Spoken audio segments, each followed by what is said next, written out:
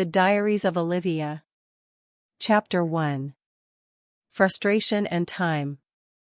It was 12:00 o'clock in the afternoon and Olivia was just sliding out of bed. It was a very humid night, which affected her quality of sleep, which meant she was not completely on point or ready to receive the day.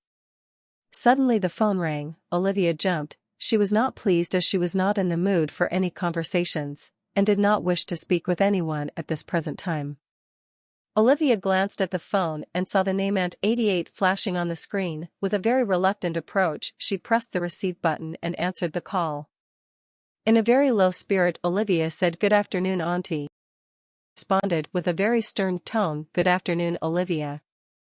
Now Olivia had 3 aunties, 2 were her favorite and 1 made it their lifelong career to provoke Olivia at all the times, through finding fault with everything she does. Her mother was living in Trinidad and sometimes flew between Trinidad, Jamaica and the UK on business. Olivia was sent by her mother to stay with her aunt. She kept in contact with her mother through phone calls and social media, however, this can never replace real direct contact.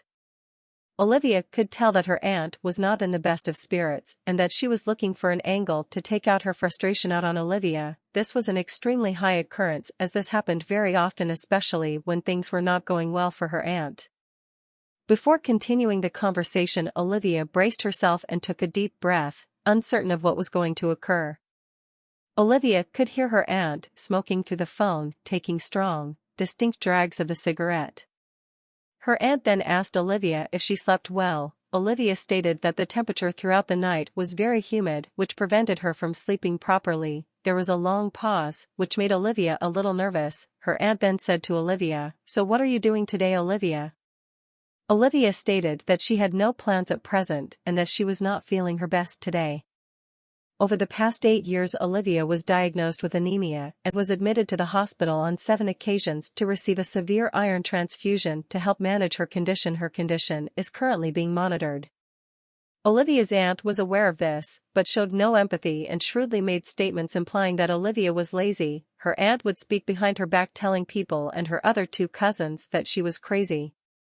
Olivia would try to stand up for herself through trying to explain how her condition affected her, but her aunt refused to receive it.